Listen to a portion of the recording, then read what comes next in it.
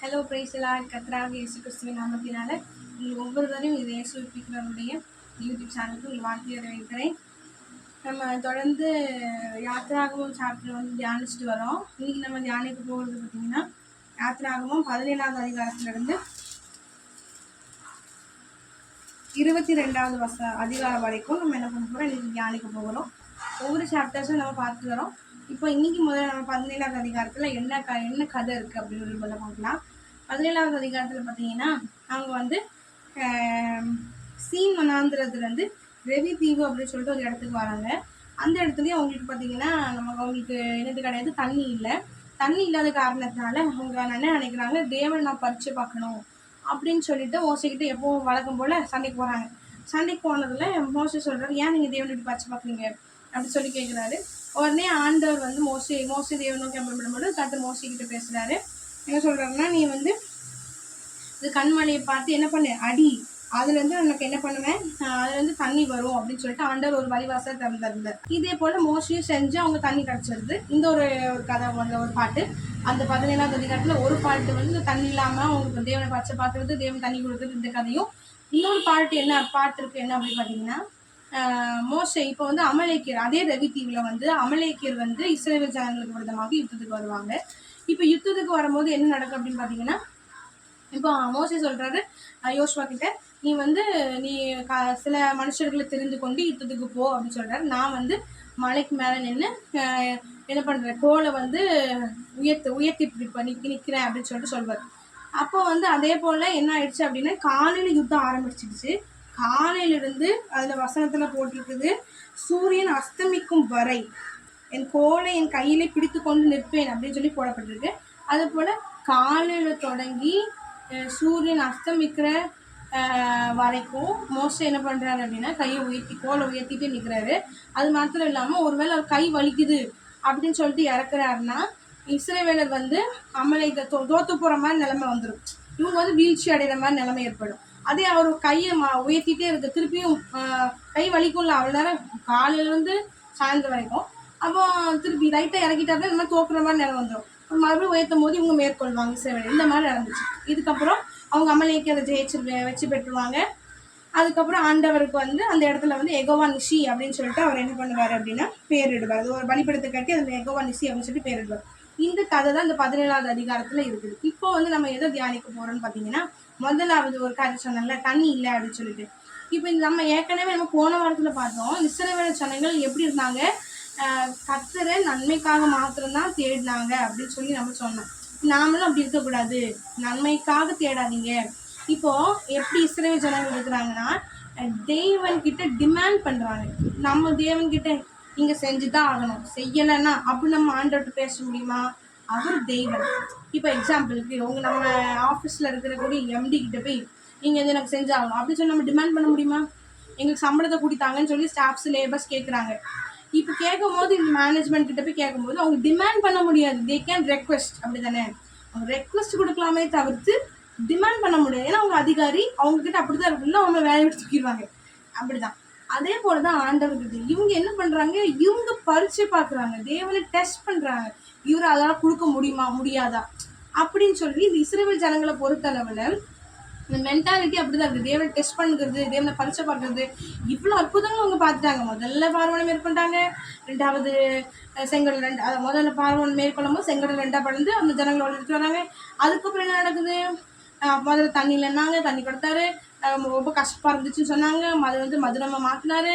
அதுக்கப்புறம் சாப்பாடு இல்லைன்னு சொன்னாங்க, மண்ணா கொடுத்தாரு. இத்தனை அற்புதங்களையும் பார்த்தும் கூட அவங்களுடைய எண்ணங்கள் எப்படிப்பட்டதாக இருக்குது அப்படின்னா, தேவனை டெஸ்ட் பண்ணணும், தேவன் இது செய்கிறாரான் பார்ப்போம். நம்ம டெஸ்ட் பண்ண முடியாது. அவர் ஆண்டவராக இயேசு கிறிஸ்து. அப்படிங்கும்போது நம்ம அவர்கிட்ட பணிஞ்சு தான் போகணும். நம்ம அவருக்கு டிமாண்ட் பண்ண முடியாது, அவருக்கு ஆர்டர் போட முடியாது. சரிங்களா? இப்போ இவங்களுடைய எண்ணங்கள் அப்படிதான் இருக்குது. இப்போ நம்மளும் நம்மளுடைய வாழ்க்கையில் நம்ம சில விஷயங்களும் ஆண்டவர்கிட்ட கேட்கலாம், பணிவாக தான் கேட்கணும். அவர்கிட்ட நீங்கள் தந்து தான் ஆகணும், நீ செய்யறேன்னா அவங்க விட மாட்டேன், நான் அப்படி பண்ணிடுவேன், இப்படி அப்படி என்ன பண்ண முடியாது. தேவன்கிட்ட ஏசப்பா தாங்கன்னு கேட்கலாம். ஒருவேளை அவர் தர்றதுக்கு லேட்டானா கூட நம்ம என்ன பண்ணணும், கேட்கறதா முடியுமே தவிர்த்து அவர்கிட்ட நம்ம என்ன பண்ண முடியாது, கோவப்படவோ திட்டவோ துமுறவோ அதெல்லாம் முடியாது. சரிங்களா? இது ஒரு பார்ட். அதுக்கப்புறம் நான் சொன்னேன், அந்த யார் வந்து அமலேக்கியர் இஸ்ரவேல் ஜனங்களுக்கு விரோதமாக யுத்தத்துக்கு வராங்க. இப்போ இந்த இஸ்ரவேல் ஜனங்களுக்கு விரோதமாக அமலேக்கு யுத்தத்துக்கு வரும்போது மோசே ஒரு ஆலோசனை கொடுத்தாச்சு. மோசே என்ன பண்ணிட்டாரு, இந்த மாதிரி யோசுவா கிட்ட நீ ஜனங்களை கூட்டிட்டு போய் யுத்தத்துக்கு போன்னு சொல்லியாச்சு. மோசே இப்போ காலையில் என்ன பண்ணுறாரு, கோலத்தை உயர்த்திட்டு அந்த மலை மேலே நிற்கிறாரு. கொஞ்சம் யோசித்து பாருங்க. நான் சொன்னேன் ஏற்கனவே ஒரு விஷயம் அதில் போட்டுருச்சு. காலையிலேருந்து சாயந்தரம் வரைக்கும் அப்படின்னு பார்த்தீங்கன்னா நின்றுட்டு இருக்காரு. இப்போ இது ஈஸியான விஷயமா? நம்ம சர்ச்சஸில் நம்ம தேவனை ஆராதிக்க சொல்லும் போது கை தூக்கி ஆராதிங்கன்னு சொன்னாலே நம்ம என்ன பண்ணுவோம், கை வலிக்கும் நமக்கு அப்படின்னு சொல்லிட்டு எல்லாருமே நம்ம எவ்வளோ கை கைட்டுருக்கோம். ஆஹா அலையா சொல்லும் போது லூயா இவ்வளோ தான் நமக்கு என்ன ஆகும், கை உயரும். அதுக்கு மேலே நல்லா உயர்த்த மாட்டோம். இங்கே இவர் என்ன பண்ணுறாரு, காலையில் தொடங்கி கொஞ்ச நேரமே நம்மளால கை உயர்த்த முடிய மாட்டேங்குது. அப்போ அந்த சிச்சுவேஷன் யோசிச்சு பாருங்க. காலையிலேருந்து சாயந்தரம் வரைக்கும் அந்த யுத்தத்தில் ஜெயிக்கணும்னா இது எவ்வளோ பெரிய ஒரு விஷயம். உண்மையாகவே ரொம்ப கஷ்டமான கடினமான ஒரு விஷயம்.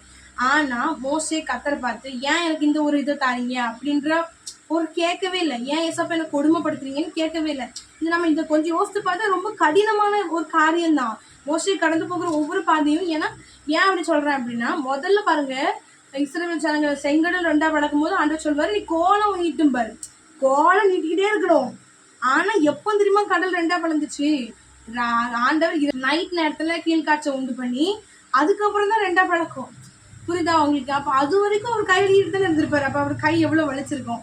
அப்போ ஏன் ஆண்டவரே எனக்கு இப்படி படுத்துறீங்க என்ன பாடு அப்படின்னு சொல்லிட்டு மோசே கேட்கல.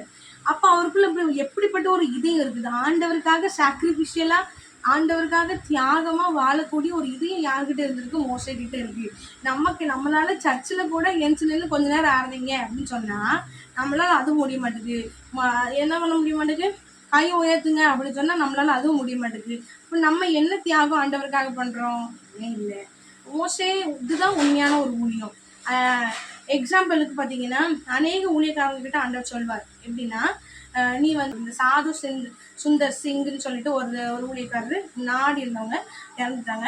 அவங்க பார்த்தீங்கன்னா நம்ம இந்தியா முழுவதுமே, அந்த நார்த் இந்தியாஸில் முழுவதுமே என்ன பண்ணியிருக்காரு அப்படின்னா, நடந்தே போய் தான் என்ன பண்ணியிருக்காரு, சுவிசேஷத்தை அறிவிச்சிருக்காரு. இது கொஞ்சம் யோசித்து பார்த்தா என்னோட ஆண்டவர் ஏன் என்ன நடக்க விடுறாரு? இப்போ நம்ம யாரும் நடந்து போவோமா? இப்போ இங்கே பக்கத்தில் உள்ள இடத்துக்கு நமக்கு வேணுன்ற பட்சத்தில் நம்ம நடப்போம். ஆனால் இது இயேசு சொல்லிட்டாருன்னா நமக்கு ஒரு பெரிய காரியமாக தெரியும். என்னோட இப்படி நடக்க விடுற கொடுமைப்படுத்துகிற ஆண்டவர் அப்படின்னு சொல்லிடுவோம். ஆனால் அவங்க எல்லாருமே எவ்வளோ தியாகமா, மோசே தன்னுடைய தன்னுடைய கம்ஃபர்ட்டை தேவனுக்காக சாக்ரிஃபைஸ் பண்ணுறாரு. கை வலிக்குது இல்லை, அது இப்போ கை உயர்த்தாமல் இருந்தாலும் அவருக்கு கம்ஃபர்ட், அவருடைய அந்த சௌகாரியத்தை அவர் சாக்ரிஃபிஷியலாக அர்ப்பணிச்சு தேவன் சொன்னது அப்படியே நிறைவேற்று. இதுதாங்க உண்மையான ஒரு ஊழியம். அந்த சாது சுந்தர் சிங்கை எடுத்துக்கிட்டாலும் சரி, நம்ம சாதையாவை எடுத்துக்கிட்டாலும் சரி, அவங்க எல்லாருமே லடாக் பகுதிகளில் நடந்து தான் போவாங்க. லடாக் பகுதிகளுக்கு நடந்து போவாங்க அப்படின்னு சொல்லுவாங்க. அப்போ எவ்வளோக்குள்ள அவங்களாம் தியாகமாக தேவனுக்காக ஊழியம் செய்கிறாங்க. இதில் நம்ம துளி கூட அவ்வளோ என்ன பண்ணலாம். அதனால் உங்களுக்கு அந்த இதயம் இல்லைன்னா, அந்த இதயம் இல்லாட்டி நீங்கள் என்ன பண்ணணும்? நான் எனக்குள்ள ஒரு கேள்வி இருந்துச்சு, இவங்களாம் ஆண்டவரை பற்றி கேள்வி கேட்க மாட்டாங்களா, ஏன் ஏசப்பா எனக்கு கொடுமைப்படுத்துறீங்க அப்படின்னு எனக்கு யோசனை வரும்போது, அதை குறித்து நான் யோசிக்கும் போது என்ன ஆச்சு அப்படின்னா, ஆண்டவர் என்ன சொன்னார்னா, அது கர்த்தர் அந்த இதயத்தை கொடுப்பாங்க. உங்களுக்கு புரியுதா? கர்த்தர் தான் அது செய்யக்கூடிய ஒரு இதயத்தையும், தேவனை எவ்வளவு நேசிச்சா அவர் சொன்னதை அப்படியே கேட்க முடியும். தேவனை எவ்வளவு இப்போ நம்ம மற்றவங்களுக்காக எத்தனையோ பேர் நேசித்து, நம்மளுடைய அம்மாவெல்லாம் எடுத்துக்கிட்டிங்கன்னா, அம்மா அப்பா எடுத்துக்கிட்டு பேரண்ட்ஸ் பொறுத்தவரை பிள்ளைங்களுக்காக எத்தனையோ விஷயங்கள் தியாகமாக அர்ப்பணிப்பாங்க. இப்போ பூ வாங்க துட்டு இல்லைன்னா, எங்கள் அம்மா எப்படின்னா பூ வாங்குறதுக்கு சில நேரத்துக்கு முதல்ல எனக்கு தான் பூ தருவாங்க. அவங்க வாங்க துட்டு இல்லைன்னு வைங்களேன், வாங்க முடியலன்னா எனக்கு மட்டும் வாங்கி தந்துட்டு அவங்க வைக்காமல் இருந்துப்பாங்க. சில எனக்கு ஏதாவது வாங்கி கொடுத்துட்டு அவங்க சாப்பிடாம இருந்துப்பாங்க. இது எனக்கு ஆச்சரியமாக இருக்கும். எப்படி தான் இவங்களாம் சாக்ரிஃபிஷியலாக இப்படி, அது நமக்கு பிடிச்ச ஒரு விஷயமா இருக்கலாம். ஆனால் அது அவங்க பிள்ளைக்காக கொடுத்துட்டு அவங்க சாப்பிடாம இருப்பாங்க. அது அவங்க பூ வைக்காமல் இருப்பாங்க. நமக்கு அதை கொடுத்துட்டு அதே பாரு இப்போ அவங்க இப்போ அம்மாலாம் சாக்ரிஃபிஷியலாக இருக்கிறாங்கல்ல, அதே இது நம்ம இயேசுக்காக இருக்கணும்னு சொன்னால் நமக்கு அது ஒரு பெரிய விஷயமா அப்படி தெரியுது. ஆனால் என்ன அப்படின்னு பார்த்தீங்கன்னா, இப்படி சாக்ரிஃபிஷியலாக இருக்கிறதோ ஒரு உண்மையான ஊழியம். அப்படிப்பட்ட இதையும் உங்ககிட்ட இல்லாட்டி கூட நீங்கள் தேவன்கிட்ட என்ன கேட்கணும்னா, ஏசப்பா உமக்காக சாக்ரிஃபிஷியலாக, உமக்காக தியாகமாக என்னையே அர்ப்பணித்து, என் சுயத்தை அர்ப்பணித்து, என் சுய கம்ஃபர்ட்டை அர்ப்பணித்து உமக்காக வாழ விரும்புகிறேன். எனக்கு அப்படி என்ன செஞ்சா எப்படி அப்படி உமக்காக வாழ்றது எனக்கு சொல்லி கொடுங்க அப்படின்னு சொல்லி உங்க இதயம் திறந்து நீ ஏசப்பா கிட்ட பேசும்போது தெய்வன் அப்படிப்பட்ட தெய்வன் இந்த மோசைக்கு ஒரு இதயம் இருந்துச்சு பார்த்தீங்களா, தேவனை பத்தி ஏன் அப்படி சொல்ற அப்படின்னு ஒரு கேள்வி கேட்கவே இல்லை. அப்படிப்பட்ட ஒரு இதயத்தை நமக்கும் ஆண்டவர் தருவார். அதனால மோசை கிட்ட இருந்து நம்ம கத்துக்கிட வேண்டிய விஷயம் என்ன, மோசை ஐயா கிட்ட இருந்து நம்ம கத்துக்கிட வேண்டிய விஷயம் என்னன்னா, நாமளும் தேவன் சொல்றத செய்யணும். ரெண்டாவது விஷயம், ஏன் எதுக்கு ஏன் அப்படி கொடுமைப்படுத்துறீங்க இப்படின்ற கேள்விகள் எழுப்பாதபடிக்கு தேவனுக்காக நம்மளுடைய சுயங்களை நம்மளுடைய மாம்சங்களை இது எல்லாத்தையும் சாக்ரிஃபிஷியலா அர்ப்பணிச்சு அவர் என்ன பண்ணாரு, உண்மையை செஞ்சாரு. அதே போல நாமளும் கூட என்னதான் பண்ணணும், அப்படியாக கத்தருக்காக நம்ம வாழணும். இதுதான் இந்த அதிகாரத்துல இருந்து நமக்கு தெரிய வர ஒரு விஷயம். அதுக்கு அடுத்த அதிகாரத்துல 18வது அதிகாரத்துல நான் சொன்னேன், அதுக்கப்புறம் எகோவா நிஷின்னு சொல்லிட்டு அந்த பலிபடத்தை கட்டி கத்து போயிருந்துருவார். ஆண்டவருக்கு அங்கே பேர் எகோவா நிசின்னு சொல்லிட்டு ஆண்டவர் யார் பண்ணுவாங்க, மோசே பேர் இருக்கு. இது ஒரு முடிஞ்சிருச்சு. இப்போ அதுக்கு அடுத்த அதிகாரம் 18வது அதிகாரத்தில் என்ன கண்டென்ட் இருக்குன்னா, மோசையோட மாமா வந்து மோசையோட மனைவி பிள்ளைங்களை கூப்பிட்டுட்டு என்ன பண்ணுவார், மோசையை சந்திக்க வருவார். அப்போ சந்திச்சு நீங்கள் இந்த மாதிரி எகிப்தியரை மேற்கொண்ட விஷயத்தை நான் கேள்விப்பட்டேன் அப்படின்னு சொல்லிட்டு பேசிட்டு இருப்பாங்க. அதுக்கப்புறம் என்ன ஆகிடும்னு பார்த்தீங்கன்னா, அதுக்கப்புறம் வந்து மோசையை வந்து என்ன பண்ணிட்டு இருப்பார், இஸ்ரவேல் ஜனங்களுக்கு அவர் ஒருத்தர் தான் நியாயாதிபதியாக நியாயம் தீர்ப்பு கொண்டிருந்தார். இப்போ சண்டை சச்சரவு வரும், அப்புறம் அந்த மாதிரி விஷயங்களும் நியாயம் தீர்க்கிறவரா நியாயாதிபதியாக இருந்தது மோசை தான். இப்போ அவர் ஒரு ஆள் தான் எல்லா ஜனங்களுக்கும், எத்தனையோ லட்ச ஜனங்களுக்கு. இப்போ சிஎம் மட்டுமே நம்ம எல்லாத்தையுமே ஹேண்டில் பண்ண முடியாது. நிறைய மினிஸ்டர்ஸ் இருக்கிறாங்க, அப்படிதான் ஒவ்வொரு துறைகளுக்கும் ஒவ்வொரு மினிஸ்டர்ஸ் இருக்கிறாங்க. அதே மாதிரி இப்போ மோஸ்ட்லி எல்லாத்தையுமே கம்ப்ளீட்டாக பார்க்கவே முடியாது. அப்போது இதை அவர் பார்த்த அவங்க மாமா வந்து, ஏன்னா காலையில் வந்து சாயங்காலம் வரைக்கும் ஜனங்கள்லாம் அப்படி க்யூவில் நிற்கிறாங்க. இதுக்காக இந்த மாதிரி அவங்கவுங்க வழக்குகளை நியாயம் தீர்க்கிறதுக்காக என்ன பண்ணுறாங்க, இப்படி க்யூவில் நிற்கிறாங்க. மோஸ்ட்லிக்கும் டயர்டாகுதும் அந்த ஜனங்களும் டயர்டாகிடுறாங்க, அப்படி தானே. அதனால இதை பார்த்த மோஸ்ட்லியோட மாமா என்ன சொல்கிறாருன்னா, ஏன் நீனே எல்லாத்தையும் செய்கிற, நீ வந்து என்ன பண்ண அசிஸ்டன்ஸை இந்த மாதிரி மினிஸ்டர்ஸ் மாதிரி நமக்கு என்ன பண்ண அசிஸ்டன்ஸாக அவங்க அதிகாரிகளை நேமி அப்படின்னு சொல்லி இத்தனை பேருக்கு இத்தனை பேர் அதிகாரி அப்படின்னு சொல்லி நியமிச்சு அப்படி நியாயம் விசாரி. பெரிய பெரிய ஒரு பிரச்சனையாக இருந்துச்சுன்னா அதை மட்டும் நீ பார்த்துக்கோ அப்படின்ற மாதிரி மோசையோட மாமா ஆலோசனை கொடுக்காரு. இப்போ இந்த இடத்துல இந்த அதிகாரத்தின் மூலமாக நம்ம எதை தியானிக்க போகிறோம்னு பார்த்தீங்கன்னா, மோசே கிட்ட ஆண்டவர் நல்லா பேசிகிட்டு இருக்காரு, சரியா, இத்தனை அற்புதங்களை செஞ்சிருக்கிறாரு. அப்போ மோசே ஒரு பெரிய ஊழியக்காரர். இப்போ மோசையோட மாமா அப்படியேப்பட்டவரா இல்லை. இப்போ மோசே என்ன நினைக்கல, என்கிட்ட தான் ஆண்டவர் பேசுறாரு, இவன் யாரு, இந்த மாமா யாரு எனக்கு ஆலோசனை கொடுக்கறதுக்குன்னா, தேவன் என்னோட பேசிட்டு இருக்காரு, தேவன் வந்து என்கிட்ட சொல்லட்டும், மற்றவங்க மூலமான ஆலோசனை கொடுத்தா நான் கேட்க மாட்டேன் அப்படின்னு சொல்லி மோசே சொல்லல. நினைக்கல பார்த்துக்கோம். அவர் பெரிய ஊழியக்காரர் மோசே ஐயா, இது பெரிய ஊழியக்காரரா இருந்தாலும் யாருடைய ஆலோசனை கேட்குறாங்க, கர்த்தர். அப்போ யார் மூலமாகவும் நமக்கு ஆலோசனை கொடுப்பார். உங்ககிட்டயே நம்மகிட்டயே ஆண்டவர் பேசிட்டு இருந்தாலும் மற்றவங்க மூலமா ஒரு ஆலோசனை கொடுக்கும் பொழுது அது சரியா தவிர நம்ம வந்து தேவன்கிட்ட திருப்பி கேட்டுக்கலாம், உறுதிப்படுத்தி கொள்ளலாமே தவிர்த்து அது என்ன பண்ணக்கூடாதுன்னா, என்கிட்ட தான் கற்று பேசிட்டு இருக்காரு அந்த தலகணம் இருக்கக்கூடாது. பார்த்தீங்க, அந்த ஹெட்வேட், அதாவது என்கிட்ட கற்று பேசிட்டு இருக்காரு, நான் யாருடைய ஆலோசனை கேட்க மாட்டேன், யார் மூலமா என்கிட்ட ஆண்டவர்ல பேச மாட்டார், என்கிட்ட டேரக்டா பேசிட்டு இருக்காரு, அந்த தலகணம் நமக்கிட்ட இருக்கக்கூடாது. மோசையா அவ்வளோ பெரிய ஒரு ஊழியக்காரராக இருந்தும் என்ன பண்றாரு, அவர் மாமா மூலமா ஒரு நல்ல ஆலோசனை வருது, அது தேவன்கிட்ட நிச்சயம் விசாரிச்சிருக்கலாம். அப்போ அது அவர் மூலமா வரக்கூடிய ஆலோசனையும் என்ன கன்சிடர் பண்றாரு. அநேகர் என்ன பண்ண மாட்டோம், நம்ம இவங்க மூலமா என்ன ஆலோசனை வருது அப்படின்னு சொல்லிட்டு அதை கன்சிடரே பண்ண மாட்டோம். அது ஒரு பொருட்டாவே நம்ம என்ன அற்பமா அவங்களை நினைப்போம். அப்படி இல்லாதபடிக்கு எவ்வளோ பெரிய ஊழியக்காரங்களா ஆனாலுமே, ஏன்னா நல்ல ஞாபகம் வச்சுக்கோங்க, கழுத வாயை கொண்டு கூட ஆண்டவரால் பேச வைக்க முடியும், சரிங்களா. அநேக ஊழியக்காரங்க சொல்லுவாங்க, எப்படின்னா அவங்க பெரிய ஊழியக்காரங்களா இருப்பாங்க, ஒரு சாதாரண குட்டி பையன் வந்து சொல்லுவான், நான் உங்களுக்காக ஜெபம் பண்ணட்டுமா அப்படின்னு சொல்லிட்டு அந்த பெரிய ஊழியக்காரங்களை பார்த்து கேட்பாங்க. உடனே இந்த பெரிய ஊழியக்காரங்க, என்னடா நம்மளே எவ்வளோ பெரிய ஊழியக்காரங்க, இவன் எனக்கு ஜெபம் பண்ணுறாங்க அப்படின்ற எண்ணம் எல்லாத்துக்குள்ளேயும் வரும். ஆனாலும் அதையும் நீ பரவாயில்ல தம்பி எனக்கு ஜெபம், அதுதான் அந்த தலவனமே நமக்குள்ளே இருக்கக்கூடாது. நம்ம பெரிய ஊழியக்காரன், நம்மகிட்ட ஏசு பேசுறாரு, இவன் எனக்கு என்ன ஜெபம் பண்ணுறது, அது இருக்கவே கூட. கரெக்டாக யார் மூலமா நம்மளோட பேசுவார், ஆனால் நம்ம செக் பண்ணி கொடுத்து தப்பு கிடையாது. இப்படி செக் பண்ணாமல் ஒரு ஊழியக்காரர் பைபிளை விட்டுட்டார். யார் தெரியுமா, அதுக்கு வந்து 1 ராஜாக்கள் 13வது அதிகாரத்தில் 9வது வருஷம், அது 13வது அதிகாரம் ஃபுல்லாக வாசித்து பாருங்க. அப்போ ஒரு தீர்க்கதரிசி, சரியா, கர்த்தருடைய மனுஷன், தேவனுடைய மனுஷன், அவன் வந்து அவர்கிட்ட ஆண்டவர் சொல்லியிருப்பாரு, நீ என்ன பண்ணு, அப்பம் பூசியாம தண்ணீர் குடிக்காம நீ என்ன பண்ணணுமா, ஒரு இடத்துக்கு வந்துருப்பாரு, வேலையாக வந்துருப்பாரு. அப்போ வந்து ஆண்டவர் சொல்லியிருப்பாரு, நீ இந்த இடத்துல போன வழியே நீ திரும்பி வரக்கூடாது, நீ வந்து சாப்பிடக்கூடாது, அங்கே தண்ணி குடிக்கக்கூடாது அப்படின்னு சொல்லியிருப்பார். இவரும் அதே போல் அவர் சொன்ன வேலையை செஞ்சு ஏசப்பா சொன்ன வேலையை செஞ்சுட்டு இவர் என்ன பண்ணுவார்னா அந்த அந்த தேவனுடைய மனுஷன் போன வழியாக திருப்பி வராமல் வந்துட்டு இருப்பார். இப்போ ரொம்ப இவருக்கு டயர்டாகும். ஏன்னா இவர் வந்து தண்ணி குடிக்க கூட சாப்பிடக்கூடாது அந்த இடத்துல. அதனால ரொம்ப டயர்டான உடனே ஒரு இடத்துல போய் உட்காந்துட்டு இருப்பார். அப்போ இவர் செஞ்ச அற்புதங்கள் எல்லாம் கேள்விப்பட்ட ஒரு கிழவன் தீர்க்கதரிசி வருவார். வந்து இந்த மாதிரி இந்த கர்த்தருடைய தூதன் வந்து எங்கிட்ட சொன்னார், நீ வந்து ரொம்ப டயர்டாக நீங்கள் வந்து ரொம்ப டயர்டாக இருக்கிறீங்க, அதனால் நீங்கள் வாங்க எங்கள் வீட்டில் வந்து சாப்பிடுங்க, தண்ணி குடிக்கணும் அப்படின்னு சொல்லிட்டு எங்ககிட்ட கர்த்தருடைய தூதன் வந்து எங்கிட்ட சொன்னார், அதனால் நீங்கள் வாங்கன்னு சொல்லிட்டு அவரை கூப்பிடுவார். உடனே இவருக்கு வந்து அந்த தேவட மனுஷன் இருக்கார்ல, அவர்கிட்ட ஆண்டவர் ஏற்கனவே சொல்லிட்டாரு, நீ என்ன பண்ணாத, அங்கே சாப்பிடக்கூடாது, தண்ணி குடிக்கக்கூடாது, நீ வந்து வந்தோடனே திரும்பி வரக்கூடாது, இது இத்தனை விஷயம் சொல்லியிருக்கிறாரு. தேவனுடைய மனுஷன் வந்து அந்த பொய்யின் ஆவி உள்ள அந்த கிழவ அதிகரிச்சு இருக்கார்ல, அவர் வந்து என்ன சொல்றாரு, கர்த்தர் தான் என்கிட்ட உன்னை கூட்டு போகணும்னு சொல்றாருன்னு சொல்றாரு. உடனே இவரும் நம்பிட்டாரு. ஐயோ இது ஏசப்பா தான் என்கிட்ட சொன்னாரு, இப்படி சொன்னாரு, இப்படி மாற்றி சொல்றாரு அப்படின்ற விஷயத்த அவர் தியானிக்கல. உடனே ஏசப்பா கிட்ட கேட்காம உடனே என்ன பண்ணிடுறாரு, அங்கே போய் சாப்பிட்றாரு. உடனே அதே கிழவன் தீர்க்கதரிசி மூலமா கர்த்தருடைய ஆவியானவர் இறங்கி என்ன சொல்வாருன்னா, நீ வந்து உன்னுடைய பிதாக்களோட நீ அடக்கம் பண்ண மாட்ட, நீ போகிற வழியிலேயே உன்னை சிங்கம் என்ன பண்ணிடும், உன்னை அடிச்சு கொண்டுரும் அப்படின்னு சொன்ன மாதிரி அப்படின்னு சொல்லி அந்த கலவன் தீர்க்கதரிசி மூலமாகவே கர்த்தருடைய ஆவி இறங்கி பேசிடுவார். அப்போ இந்த மாதிரி நம்ம செய்யக்கூடாது. இப்போ மற்றவங்க மூலம் ஒரு ஆலோசனை வருது அப்படிங்கிறதுக்காக நம்ம அதை கன்ஃபர்மேஷன் பண்ணிக்கிறது தப்பே கிடையாது. கன்ஃபார்ம் பண்ணிக்கணும், கண்டிப்பாக கன்ஃபார்ம் பண்ணணும். அதே போல் அந்த ஆலோசனைகளில் நம்ம அசட்டியாக எண்ணக்கூடாது, அது அற்பமாக எண்ணக்கூடாது அப்படின்ற விஷயத்த நம்ம மோசே ஐயா இந்த கதை மூலம் மோசே ஐயா மூலமாக கற்றுக்கிட்டோம். சரிங்களா? அதுக்கடுத்து வந்து யாத்திராகம் 19ஆம் அதிகாரத்தில் பார்க்க போகிறோம். இப்போ இவங்கெல்லாம் எங்கே போகிறாங்க, சீனாய் வனாந்திரத்துக்கு வந்துட்டாங்க. இப்போ வந்த பிறகு இப்போ ஆண்டவர் சொல்கிறார், நீ என்ன பண்ணுறது, மலைக்கு கூப்பிடுறாரு, கர்த்தர் மலைக்கு மேலே கூப்பிடுறாரு. உடனே கூப்பிட்டு ஆண்டவர் நிறைய விஷயங்களை பேசுகிறாரு.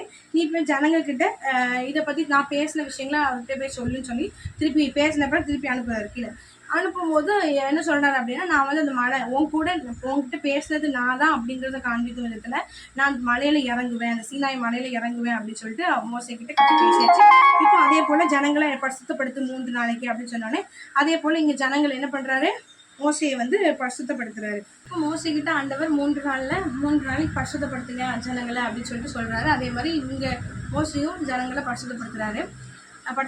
அதுக்கப்புறம் என்ன ஆயிடுச்சுன்னு பார்த்தீங்கன்னா, இப்போ வந்து சீனாய் மலையில் இப்போ ஆண்டவர் பயங்கரமாக இறங்குறாரு. இடி முழக்கம் கேட்குது, பயங்கரமான சத்தங்கள் கேட்குது. அதுக்கப்புறம் பார்த்தீங்கன்னா மின்னல்கள் வருது, மலையின் மேலே கார்மேகங்களும் மகா பலத்த எக்கால சத்தம்லாம் உண்டாயிடுச்சு. இப்போ ஜனங்கள் எல்லாருமே நடுங்குறாங்க. இதுக்கு முன்னாடி ஜனங்கள் என்ன பண்ணாங்க, ஏசப்பாவை பார்த்து பரிச்சை பார்த்தாங்க. இப்போ ஆண்டவர் பயங்கரமாக வெளிப்பட்ட உடனே எங்களுக்கு நடுக்கம் காணுது, இன்னும் வயிற்று ரொம்ப கலக்குது எங்களுக்கு. சரிங்க? இப்போ என்ன நடக்க பாருங்க, இப்போ சீனாய் கொடுமுடியில் தேவன் இறங்கிட்டார். எத்தனாவது அதிகாரம் சொல்கிறேன் பார்த்துக்கோங்க. 19ஆம் அதிகாரத்தில் 18வது வசனத்தில் சீனாய் மலையில் வந்து அக்கினி இறங்கிடுச்சு. அது முழுவதும் புகைக்காடாயிடுச்சு, அந்த மலையே அதிருது. அதுக்கப்புறம் அந்த எக்கால சத்தம் வர வர வர வர வளர்த்துக்கிட்டே போகுது. இப்போ 20வது வசனத்தில் 19வது அதிகாரம் 20வது வசனத்தில் போட்டிருக்கு, கர்த்தர் சீனாய் கொடுமுடியில் இறங்கியாச்சு. சரியா? இப்போ கர்த்தர் மோசே கிட்ட சொல்கிறாரு, மலையோட கொடுமுடிக்கு வா அப்படின்னு சொல்கிறாரு. மோசே ஏறி போகிறார். இதுக்கு முன்னாடி 17வது வசனத்தில் என்ன போட்டிருக்குன்னா, மோசே வந்து என்ன பண்ணியிருக்காரு அப்படின்னா, ஜனங்கள் வந்து தேவனுக்கு எதிர்கொண்டு போக மோசே அவர்களை பாளையத்திலிருந்து புறப்பட பண்ணினான். அவர்கள் மலையின் அடிவாரத்தில் நின்றார்கள். சரியா? மலையோட அடிவாரம் தான் அவங்களுக்கு எழுக. சரியா? ஆனால் இஸ்ரேல் ஜனங்களுக்கு மலையோட அடிவாரம் தான் எழுக. ஆனால் மோசே பார்த்தீங்கன்னா எங்கே தேவன் இறங்கினாரோ அந்த கொடுமுடிக்கு தேவன் அவர் அழைக்கிறார். இப்போ மோசேக்கும் அந்த ஜனங்களுக்கும் இருக்கிற வித்தியாசத்தை பார்த்தீங்களா? மோசேக்கும் அப்போ இயேசுக்கும் எப்படிப்பட்ட ஒரு ரிலேஷன்ஷிப் இருந்திருக்கணும், எப்படிப்பட்ட ஒரு ஐக்கியம் இருந்ததுனால தேவன் அந்த கொடுமுடிக்கே அவர் அழைக்கிறார். இப்போ அதே போல தான் இன்றைக்கி நம்ம இந்த சாப்டர் மூலமாக நம்ம என்ன ஆண்டு சொல்கிறது அப்படின்னா, நீங்கள் நிதானித்து பாருங்கள், நீங்கள் இந்த ஜனங்களை மாதிரி இருக்கிறோமா, நமக்கும் ஆண்டவருக்குமான இருக்கிற ரிலேஷன்ஷிப் இந்த மலை அடிவாரத்தில் இருக்குதா அல்லது அந்த கொடுமுடியில் இருக்குதா அப்படிங்கிறத நம்ம யோசித்து பார்க்கணும். ஏன்னா ஆண்டவர் வந்து அதில் அத்தனை பேரில் மோசே இத்தனை தியாகம் செய்ய போய் தான் ஆண்டவர் என்ன பண்ணுறாரு, ஆண்டவர் கொடுமுடிக்கு அழைக்கிறார். அந்த கொடுமுடினா அவரோட தேவன் இறங்கியிருக்கிற அந்த கொடுமுடி, மலையோட கொடுமுடிக்கு ஆண்டவர் என்ன பண்ணுறாரு, அழைக்கிறார். இப்போ நமக்கும் ஆண்டவரோடு என்ன ஒரு ரிலேஷன்ஷிப் இருக்குது, நம்ம ரிலேஷன்ஷிப்போட ஸ்டேஜ் என்ன, நம்ம எந்த கட்டத்தில் இருக்கிறோம், 1ஆம் கிளாஸில் இருக்கிறோமா, ஃபஸ்ட் ஸ்டாண்டர்டில் இருக்கிறோமா, இல்லை 12th ஸ்டாண்டர்டில் இருக்கிறோமா, இதுதான் முக்கியம். நம்ம அநேகர் என்ன பண்ணுறோம், வெளியரங்கத்தையே பார்க்குறோம். ஆண்டவர் வெளியரங்கத்தை பார்க்கிறவரே அல்ல. எதுதான் பார்க்குறாரு, இதயத்தை மாத்திரம் தான் பார்க்குறாரு. நீ முழு மனதோடு, முழு ஆத்மாவோடு, முழு பலத்தோடு நீ அன்பு போரு, அது போதுங்கிறார். நீ முழுசா உன் இதயத்திலிருந்து நீ என்ன பண்ண, தேவன் நம்ம தேடணும்னு ஆண்டவர் விரும்புறாரு. அப்போ மோசே அவ்வளோக்குள்ள எவ்வளோ உண்மையாக இருந்திருக்கணும், எவ்வளோக்குள்ள சாக்ரிஃபிஷியலாக வாழ்ந்திருக்க போய் தேவன் கொடுமுடிக்கு அழைக்கிறாரு. அப்போ நாமளும் கூட இப்படி வாழ்ந்தோன்னா ஆண்டவர் சும்மா விட மாட்டார், நம்மளோடு பேசுவார். மோசையோடு முகமுகமாக அப்போ பேசுனதுக்கு காரணம் என்ன, அவருடைய வாழ்க்கை தான். அப்படி தானே, அவருடைய ஜப வாழ்க்கையாக இருக்கலாம், அவர் இப்படி தேவனுக்கு ஒவ்வொன்றும் கீழ்ப்படிஞ்சு தேவன் சொன்னதெல்லாம் அப்படி கேட்டு ஒரு எதிர்த்து பேசாமல், ஏன் எனக்கு கொடுமைப்படுத்துறீங்கன்னு கேட்காம அப்படியே கீழ்ப்படிய போய் தான் அவர் ஆண்டவர் அவரோடு என்ன பண்ணுற தன்னை வெளிப்படுத்துறார். அப்போ தேவனுக்கு பிரியமானவைகளை செய்யும் பொழுது, தேவனுக்கு பிரியமானவைகளை செஞ்சால் நம்ம யாரை தரிசிக்க முடியும், இதயத்தில் சுத்தமுள்ளவன் தேவனை தரிசிக்கிறான். இதயத்துல சுத்தம் இருந்துச்சா கண்டிப்பா நம்ம யாரை தரிசிக்க முடியும், இயேசுவை தரிசிக்க முடியும். சரி, ஓகே. இப்போ பாருங்க, அப்போ எவ்வளோ ஒரு எனக்கு இது பார்த்தோன்னே ரொம்ப அட்மையர் ஆயிடுச்சு. மோசேக்கும் ஆண்டவருக்கு எப்படிப்பட்ட ஒரு ரிலேஷன்ஷிப். அந்த ஜனங்களை அந்த மலையோட அடிவாரத்துல நிற்கிறாங்க. அப்போ எவ்வளோக்குள்ள ஆண்டவர் பிரியமானவைகளை மோசே செஞ்சுருக்கணும் அப்படின்றது யோசித்தேன். அது மாத்திரம் இல்லை, இதில் ஒரு விஷயம், எனக்கு இன்னொரு விஷயம் யோசித்தேன். மோசே எவ்வளோக்குள்ள கர்த்தரை யோசிக்க வச்சார். என்னன்னா பார்த்தீங்கன்னா, மோசே எவ்வளோக்குள்ள தேவன் கீழ்படுறாரு பாருங்க. இப்போ இங்கே மோசையை கூப்பிட்டாச்சு. இப்போ ஆண்டவர் சொல்கிறார், நீ கீழே போய் ஜனங்கக்கிட்ட இந்த அதாவது மலையை போட்டிருக்கல, அந்த மலையோட ஒரு எல்கை போட்டிருப்பாங்க, அந்த எல்கைக்குள்ளே வரக்கூடாது, எந்த ஜனங்களும் வரக்கூடாது அப்படின்னு சொல்லிட்டு ஆண்டவர் சொல்வார். ஒருவேளை வந்தாங்க அப்படின்னா செத்து போயிடுவாங்க அப்படின்னு சொல்லுவார். இது நீ ஏற்கனவே சொல்லியிருப்பாரு, அதை மோச சொல்லிட்டாரு. இப்போ மறுபடியும் மலைக்கு ஏறி போயிருக்காருல அந்த கொடிமுடிக்கு. இப்போ ஆண்டவர் சொல்ற, நீ திருப்பியும் கீழே போய், அவருக்கு எத்தனை வயசுல ஆண்டவர் மோசை ஊழியத்துக்கு அழைச்சாரு, ரொம்ப வயசாகி தான் அழைச்சாரு. இப்போ இந்த வயசுல மலைக்குள்ள ஏறுறாங்கப்பா, முதல்ல ஏறியாச்சு. இப்போ ஆண்டவர் மறுபடியும் சொல்ற, நீ திருப்பி கீழே போய் அந்த எல்கையை தாண்டி அவங்க வரக்கூடாது அந்த ஜனங்கள் அப்படிங்கிறது மறுபடியும் எச்சரி அப்படின்னு சொல்றாரு. உடனே இவர் மோசே சொல்றாரு, ஏசப்பா நான் ஏற்கனவே சொல்லிட்டேன் அவங்ககிட்ட, நீங்க எங்கிட்ட உறுதியா சொன்னா, நான் ஏற்கனவே சொல்லிட்டேன் யாருமே ஜனங்கள் ஏறி வர மாட்டாங்க அப்படின்னு சொல்றாரு. ஆனா ஆண்டவர் சொல்ற, நீ திருப்பி போய் சொல்லிட்டு ஆரோனும் நீனும் கூடி வாருங்க அப்படின்னு சொல்றாரு. கொஞ்சம் யோசித்து பாருங்க, இப்பதான் அவர் ஏறி போயிருக்காரு கொடுமுடிக்கு, அங்கிருந்து திருப்பி கீழே அனுப்பி எப்பா நீ கீழே போ அப்படின்னு சொல்றாரு. இது யோசித்து பார்க்கும்போது, ஏன் ஆண்டவரே நீங்க வரும்போது சொல்லியிருக்க மாட்டீரா அப்படின்னு மோசே தேவனை பார்த்து கேள்வி கேட்டிருக்கலாம்ல. கேள்வி கேட்காம கேட்கக்கூடாதா, அப்போ கேட்டிருக்கலாம். ஆனால் கேட்கவே இல்லை. அப்போ எவ்வளோக்குள்ள சாக்ரிஃபிஷியலா, எவ்வளோக்குள்ள தேவன் மேலே அன்பு இருந்தா. அதாவது சொல்ல மாறினார்ல, அவர் சொல்வாரு, அவருடைய அன்பு என்னது நெருக்கி ஏவுது. அவருடைய அன்பு என்னை நெருக்கி ஏவ போய் தான் நான் அதெல்லாம் செய்கிறேன். உண்மையாகவே ஏசப்பா மேலே அவ்வளோ அன்பு இருந்தாதான் அவர் சொல்றது ஒண்ணுமே ஒரு மறுப்பு சொல்லாம. இது எனக்கு இந்த இன்சிடென்ட் எதை ஞாபகப்படுத்துது அப்படின்னா, நம்ம காணா ஒரு கல்யாண வீட்டுல அந்த வேலைக்காரன் தேவனை பார்த்து இந்த கால் கழுவுற, காலை சுத்திகரிக்கிற ஒரு கச்சாடி. இப்போ நம்ம வீட்டுக்குள்ள போகிறதுக்கு முன்னாடி காலை கழுவிட்டு வர்றதுக்கு ஒரு கச்சாடி, ஒரு பக்கெட் வச்சிருக்கோம். அந்த பக்கெட் எடுத்து நீ திராட்சை ரசம் தான் நம்ம வீட்டில் பண்றோம். இப்போ நம்ம ஊர்ல ரசம் தானே, அங்கே திராட்சை ரசம், இங்கே ரசம் பண்றோம். இந்த ரசத்துக்கு இதுல இருந்து கோரி ஊத்துங்கன்னா அம்மா ஊற்றி சாப்பிடுவோமா? அந்த வேலைக்காரன் ஏசப்பா சொன்னதுக்கு ஒண்ணுமே சொல்லலை, ஒரு மறுப்பு சொல்லலை. ஏசப்பா ஏன் இப்படி செய்றீங்க, இது கால்கள் வருது, இது அசிங்கமானது, அப்படி எதுவுமே சொல்லலை. அப்படியே கீழ்படுறாங்க. நம்மளாம் இப்போ என்ன பண்ணுறோம், ரொம்ப நம்ம ஞானத்தை வேற, நம்ம ரொம்ப டெக்னாலஜி வளர்ந்துட்டனால ஏசப்பா உங்களுக்கு அறிவு இல்லையா அப்படின்னு நம்ம என்ன பண்ணுறோம், கேட்கிறதா இருக்கிறோம். இப்போ டெக்னாலஜி வளர்ந்துட்டு இப்போ 10 minutes ஜெபம் போதும், ஃபாஸ்ட் வேர்ல்டு, ஃபாஸ்ட்டு என்னது டேட்டா இப்படின்னு எல்லாமே 4G இருந்துச்சு, 5G மாறிடுச்சு, என்ன ஆண்டவரை நீங்கள் இன்னும் ஓல்டாக இருக்கிறீங்க அப்படின்னு சொல்லிடுறோம். ஆனால் இந்த மோஸ்ட் என்ன பண்ணல, ஏசப்பா இப்போ தான் நான் ஏறி வந்திருக்கேன், என்ன திருப்பி கீழே போட்டு சொல்கிறீரே, நீங்கள் சொல்லிட்டு வந்தீங்க அப்போவே ஆரோனோட வா அப்படின்னு சொன்னால் நான் ஆரோனோட வந்திருப்பேன் அப்படின்னு கூட ஒன்றுமே கேட்காம அப்படியே கீழ்படுகிறார். நம்ம கிட்ட இருந்து ஆண்டார் எதிர்பார்க்கறது தான். எவ்வளோ நேசிக்கிறாங்க, எவ்வளோ தேவன் எப்படி உண்மையாக செஞ்சுருக்கிறாங்க. இதே போல நம்ம கிட்ட அந்த இதயமே இல்லை, உண்மையாக என்கிட்ட இல்லைப்பா இப்படி நம்ம சொன்ன, நம்ம ஆண்டோட 10 நிமிஷம் கேள்வி கேட்போம். அப்போ நான் என்ன சொல்ல வரேன் அப்படின்னா, நம்மகிட்ட இல்லைதான், ஆனால் நீங்கள் தேவன்கிட்ட கேளுங்க. நானும் அதான் பண்ணுறேன். ஏசப்பா எனக்கு நான் இந்த மோஸ்ட்லி ஒரு வார்த்தையும் உங்க பார்த்து கேட்கலையே. என் ஆண்டவரே ஃபர்ஸ்டே சொல்ல மாட்டேதான் கேட்கலையே. எவ்வளோக்குள்ள தியாகமா உமக்காக அந்த வலியை பொருட்படுத்தலை. ஐயோ எனக்கு வேக்குதுன்னு பொருட்படுத்தலை. எதுவுமே பொருட்படுத்தாம உமக்காக செய்யக்கூடிய ஒரு இதயத்தை கொடுத்தீரேன். அந்த சாக்ரிஃபிஷியலான ஒரு ஹார்ட் எனக்கு தாங்க ஏசப்பா. அந்த சாக்ரிஃபிஷியலான ஒரு இதயத்தை எனக்கு தாங்க ஏசப்பா. நானும் இப்படி உமக்காக வாழ ஆசைப்படுறேன். என்னுடைய என் சுயத்தினால அது முடியாது. ஆனால் எனக்கு அந்த ஒரு எண்ணத்தை அந்த அப்படிப்பட்ட ஒரு இதயத்தை எனக்கு நீங்கள் தாங்கன்னு சொல்லி நம்ம கேட்போம். நிச்சயம் ஆண்டவர் என்ன பண்ணுவார்னா, அப்படி மோஸ்ட்லி எவ்வளோக்குள்ள தேவனுக்கு அப்படி கீழ்படுறாரோ அதை போல் நம்ம அப்படி கேட்கும் பொழுது நிச்சயம் ஆண்டவர் நீங்கள் எது மேலே தியாகமாக இருக்கிறீங்களோ, மானானது நீரோடைய வாஞ்சத்து கதறுவது போல தாவல் சொல்வார், தேவனே என் ஆத்துமா உண்மை வாஞ்சித்து கதறுகிறது. நீங்கள் எந்த விஷயத்தில் வாஞ்சியாக இருக்கும்? பிரியாணி சாப்பிட வாஞ்சியாக இருக்குன்னா அதை வாஞ்சியாக இருக்க நம்ம அடைஞ்சே இருக்குதுன்னு நம்ம நினைப்போம்.